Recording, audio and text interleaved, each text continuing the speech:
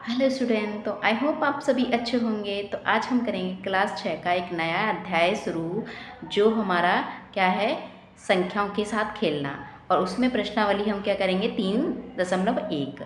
तो इसमें हम पहला क्वेश्चन करेंगे। तो देखते हैं क्या है, निम्नलिखित संख्याओं के सभी गुणनखंड लिखिए। तो देखो इसमें गुणनखंड दिए हैं, तो गुणनखंड का मतलब क्या होता है, तो हम पहले इसकी परिभाषा लिखते हैं। तो गुणनखंड की जो परिभाषा होती है वो क्या है हमारी, कि किसी संख्या का पूर्णतः विभाजन, ठीक है, पूर्ण विभाजन या पूर्णतः विभाजक उसका उसका एक गुणनखंड है। इसका मतलब मैं समझाती हूँ, ये क्या है, गुणनखंड है, होता है, ठीक है। इसका मतलब क्या है कि कोई भी संख्या है, ठीक है, मान लो मैंने कोई संख्या ली है 18। अब 18 को मैं भाग देती हूँ 3 से, ठीक है। तो 3 के पहाड़े में 18 कितने बार में आता है, 6 बार में। 3 छक 18। जब मैंने 3 को 18 से भाग दिया तो क्या हुआ, 6 बार में क्या आया, 18 आ गया। और ये क्या हो गया हमारा, ये पूर्णतः विभाजित हो गया। यानी क्या कह रहा है, किसी संख्या को पूर्णतः विभाजित, उसका क्या हो जाएगा, वो गुणनखंड। यानी 3 क्या कर रहा है, 18 को पूर्णतः विभाजित, यानी 18 को पूर्णतः पूरा पूरा क्या कर रहा है, विभाजित कर रहा है। और कितने बार कर रहा है, 6 बार। तो ये क्या हो जाएगा, 3 क्या हो जाएगा, 18 का क्या हो जाएगा, एक गुणनखंड हो जाएगा 3। अब 3, अब देखो 3 छक 18, यानी 3 को हम गुणा कर रहे हैं 6 से, तो हमें क्या मिल रहा है, 18। तो 18 के 2 क्या हो जाएंगे, एक 3 और 6 क्या हो जाएंगे, ये दोनों इसके गुणनखंड हो जाएंगे। तो देखो यही इसमें बोला है कि गुणनखंड, यानी गुणन मतलब मल्टीप्लाई, यानी गुणा कर और खंड मतलब टुकड़े, यानी इसके टुकड़े करने पर, गुणा करके, देखो हमने गुणा किया और उनके टुकड़े क्या मिले हमें, गुणा करने पर हमें क्या मिला, 18। यानी हमने उनको जोड़ दिया, है ना। अलग अलग था, देखो अलग अलग है, दोनों अलग अलग है। जब हम इन्हें जोड़ेंगे तो क्या मिल जाएगा, वही संख्या मिल जाएगी। और जब हम इसे तोड़ेंगे तो क्या मिल जाएगा, 3 और 6, ठीक है। तो ये हो जाएंगे इसके गुणनखंड। अब हम देखो, हम पहले शुरू करते हैं।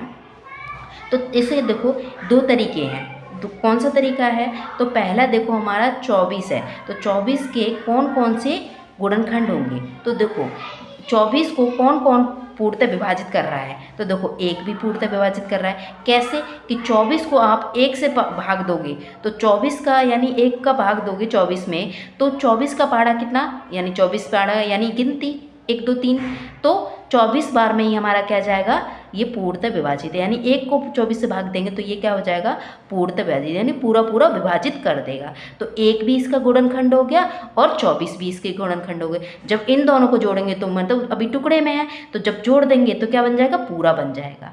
तो इस तरह से हम क्या करेंगे, ये इसके गुणनखंड निकालेंगे सभी को। तो देखो आप इस तरह से करेंगे, मैं आपको 2 तरीके बताऊंगी। तो देखो, एक हम ये तरीका सीख लिया हमने कि देखो पहले क्या है कि हमें ये देखना है कि जो 24 है वो किस किस के पहाड़े में आ रहा है, ये देख लिया। अब दूसरा तरीका क्या है, हमें ये देखना है कि देखो 24 के पहाड़े में, ठीक है, 24 यानी 1 के पहाड़े में भी आता है 24, कितने बार में आता है, 1 के पहाड़े में 24 आता है 24 बार में, यानी इन दोनों को गुणा करेंगे तो क्या मिल जाएगा, 24 मिल जाएगा। दूसरा 2 के पहाड़े में 24 आता है, कितने बार में आता है, 12 बार में, तो ये मिल गया हमें 24, ठीक है। यानी 12 और 2 दोनों क्या हैं, 24 के गुणनखंड है, ठीक है। अब दूसरा देखो 3 के पहाड़े में, 3 के पहाड़े में कितना, 8 बार है, 8 तिया 24, तो 24 मिल गया। यानी 3 भी इसका गुणनखंड है और 8 भी इसका गुणनखंड है। अगला 4 के पहाड़े में कितना बार आता है, 6, ठीक है, 6 चौक 24 या 4 छिक 24 दोनों में, तो दोनों को करा तो हमें क्या मिल गया, 24 मिल गया। अब देखो 5 के पहाड़े में नहीं आता, 6 के पहाड़े में आता है 4 बार में 24, तो ये क्या मिल गया हमें, 24 मिल गया। यानी 24 का 6 भी है गुणनखंड और 4 भी है, तो हम ये सभी को लिख लेंगे। अब देखो किसी में है तो अब किसी में नहीं होगा, और होगा भी तो क्या होगा, वो पूर्णतः विभाजित, यानी दोबारा से रिपीट होगी सारी संख्या, क्या होंगी, रिपीट होंगी। देखो 12 के टेबल में कितने बार में आता है, 24, यानी यही संख्या मिल रही है, 2 भी मिल रहा है और 4 भी मिल रहा है ना। तो ये इस तरह से कर सकते हैं। और दूसरा तरीका हम इस तरह से कर सकते हैं कि देखो जो 24 है वो किस किस के पहाड़े में आता है, तो 1 से पूर्णतः विभाजित हो रहा है, यानी 1 के पहाड़े में आता है, ठीक है। फिर 2 के पहाड़े में भी आता है, फिर 3 के पहाड़े में भी आता है, कितने बार में, 8 बार में। फिर 4 के पहाड़े में भी आता है, फिर 5 में नहीं आता, 6 के पहाड़े में भी आता है, फिर 7 में नहीं, 8 में भी आता है, और फिर 12 में आएगा, और फिर 24 में आएगा। यानी 24 के ये सारे क्या हैं, गुणनखंड हैं। ठीक है, जब हम देखो 12 के पहाड़े में, देखो 12 के पहाड़े में 2 बार आता है 24, तो 12 और 24 दोनों क्या हो जाएंगे, इसके गुणनखंड हो जाएंगे। तो ये हो गए ये सारे किसके, 24 के गुणनखंड। ठीक है, ये सब हो गए इसके गुणनखंड।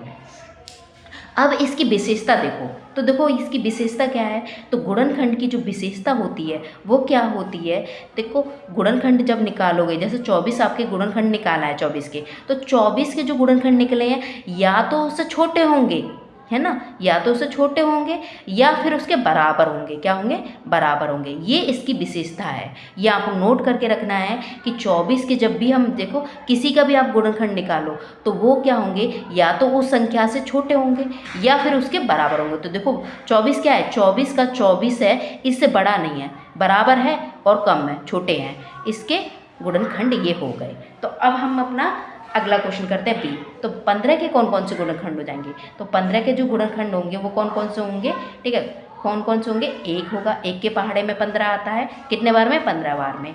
फिर 2 के पहाड़े में नहीं आता, फिर डायरेक्ट 3 के पहाड़े में आता है 15, कितने बार में आता है, 5 बार में। फिर 5 के पहाड़े में 15 आता है 3 बार में, यानी 5 भी मिल गया, 3 भी, यानी 3 को करेंगे तो क्या मिल जाएगा, दोनों को गुणा करेंगे तो 15 मिल जाएगा, और 3 भी गुणनखंड 15 का है और 5 भी है। अब कितना, 15 के पहाड़े में 15 है, यानी 15 के पहाड़े में 15 आ रहा है, तो 15 भी इसका क्या होगा, गुणनखंड है। अगला देखो 21। अब 21 किस किस के पहाड़े में आता है, देखो एक तो सभी को विभाजित करता है, कितनी भी कोई भी संख्या है, कितनी भी बड़ी संख्या है, कितनी भी छोटी संख्या है, तो एक सभी को विभाजित करता है, तो एक क्या हो जाएगा, सबका गुणनखंड हो जाएगा। ठीक है, आपसे पूछ लिया जाएगा कि उभयनिष्ठ गुणनखंड कौन है, तो एक सबका ही होगा, यानी कॉमन क्या होगा, एक होगा। अब देखो 21, अब देखो 2 के पहाड़े में तो 21 नहीं आता, फिर कितने में, 3 के पहाड़े में, ठीक है, फिर 3 के, फिर 7 के पहाड़े में, और फिर कितना, 21 के पहाड़े में। तो ये जो हो गए हमारे इसके 21 के गुणनखंड हो गए। अब देखो 27, तो 27 किसके पहाड़े में, एक तो सभी को विभाजित करता है, तो एक तो सभी का गुणनखंड होगा, फिर 3 के पहाड़े में, फिर 9 के पहाड़े में, और फिर 27 के पहाड़े में। तो 27 के पहाड़े में देखो क्या जो संख्या मिल रही है या तो उससे छोटी हैं या उसके बराबर हैं। ठीक है, तो ये इसकी विशेषता है। अब देखो 12 का गुणनखंड निकालते हैं, तो 12 के देखो कौन मिलेगा हमें, 1, 2 के पहाड़े में भी आता है 12, 6 बार में, तो 6 भी होगा और 2 भी होगा। फिर 3 के पहाड़े में आता है, 3 के पहाड़े में कितना बार आता है, 4 बार में, तो 4 भी होगा, 3 भी होगा, तो 4 लिख देंगे। ठीक है, फिर 4 के पहाड़े में भी आता है, और फिर 5 में नहीं आता, 6 के पहाड़े में आता है, कितने बार में, 6 के पहाड़े में आता है 2 बार में, तो 6 भी गुणनखंड हो जाएगा और 2 भी इसका गुणनखंड हो जाएगा। अब इसके देखो अब कितना, 12, तो 12 के पहाड़े में एक बार में आता है, देखो 12 के पहाड़े में एक बार में आता है 12, तो 12 भी हो गया और 1 भी हो गया, तो ये इसके गुणनखंड हो गए।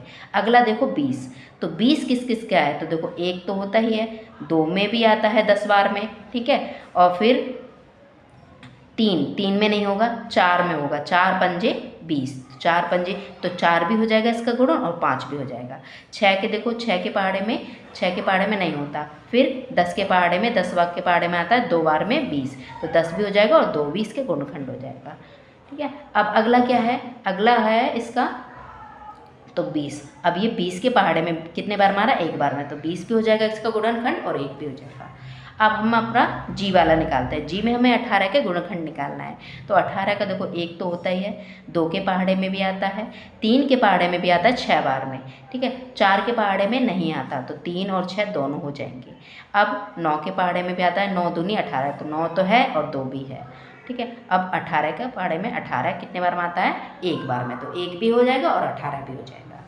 अब देखो 23 के निकालते हैं, तो देखो 23 क्या है, एक अभाज्य संख्या है, तो अभाज्य संख्या के कौन गुणनखंड होते हैं, केवल 2 ही गुणनखंड होते हैं, एक तो वो खुद और एक, तो 23 क्या है, एक अभाज्य संख्या यानी प्राइम नंबर है, तो उसका कौन गुणनखंड होंगे, 2 ही होंगे, एक तो होगा 1 और एक होगा वो खुद, तो इसका हम लिख देंगे ये 23। जब भी आपको अभाज्य संख्या का गुणनखंड करने को मिले तो क्या लिख देना है, एक तो आपको लिखना है 1 और क्या लिख देना है, वो खुद संख्या यानी सेल्फ, यानी खुद वो जो है वही संख्या हमें लिख दी है। अब अगला देखो 36। 36 का गुणनखंड कौन कौन होंगे, तो देखो 1 तो होता ही है, 2 के पहाड़े में भी आता है, ठीक है, 3 के पहाड़े में भी आता है। तो देखो 3 के पहाड़े में कैसे आता है, तो हम इसे विभाजित करके देखते हैं। देखो 3 के पहाड़े में 3 एकम 3, जब हम इनको घटाएंगे 0 आ जाएगा, 6 को उतारेंगे, ठीक है। 3 के पहाड़े में 6 कितने बार होता है, 2 बार में, तो ये कट गया हमारा, ठीक है। ये पूर्णतः विभाजित कर दिया किसने, 3 को। 36 को जब हमने 3 से विभाजित किया तो क्या मिला, 12 मिला, यानी 12 भी इसका गुणनखंड हुआ और 3 भी इसका गुणनखंड हुआ। तो इसमें देखो हमने कर ले। अब देखो इसका 3 4 के पहाड़े में नहीं होगा, 6 के पहाड़े में होगा, फिर 9 के पहाड़े में 36 आता है, तो 36 9 इसका गुणनखंड हो जाएगा, फिर 18 भी इसका गुणनखंड होता है, ठीक है।